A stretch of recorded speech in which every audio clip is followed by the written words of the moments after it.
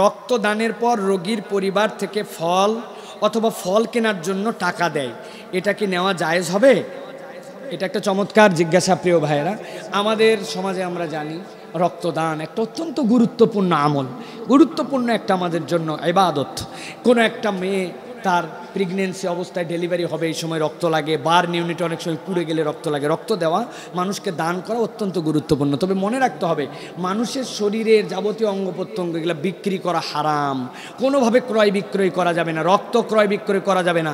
আপনাদের এলাকায় অনেক হাড়ি পাতিলওয়ালা আছে, এই মহিলারা মাথার চুল, চুলের বিনিময়ে হাড়ি পাতিল আছে না, চুল বিক্রি করা সম্পূর্ণ নিষিদ্ধ। মা বোনদেরকে বলে দিব, এটা খবরদার করবেন না, গ্রামের দিকে এটা আছে প্রিয় ভাইয়েরা।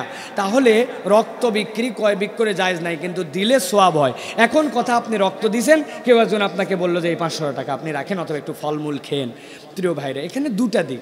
একটা দিক হচ্ছে আপনি কামনা করেন কি করেন না, আপনি রক্ত দিচ্ছেন আল্লাহর জন্য খুশি। এখন উনিও দেখছে যে রক্তের বিনিময় মূল্য তার 500 টাকা হতে পারে না।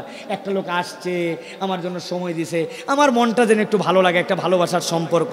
রক্ত দেওয়ার পরে মানুষ অনেক সময় মাথা ঘুরে, আপনি এটা একটা হাদিয়া দিলাম, এইটা নেওয়া নাজায়েজ নয়। তিনি তো খুশি মনে আপনাকে হাদিয়া দিয়েছেন, আপনি চাহিদা দেননি। কিন্তু আপনার যদি টার্গেট থাকে যে নাম দিছি ফলমূল খাওয়ার, কিন্তু এক ব্যাট রক্ত দিব, ফলমূল খাওয়ার জন্য 1500 টাকা দেওয়া লাগবে, তাহলে আপনি প্রকারান্তরে আপনারে তো এমনি সাধলেও জীবনে 1500 টাকা আপনারে দিবে না, রক্ত দেওয়ার কারণে ওইটা দিচ্ছে, আপনিও কামনা করেন, তাহলে এটা আপনার জন্য নাজায়েজ হবে। এটা তাহলে ক্রয় বিক্রয়ের মধ্যে যাবে।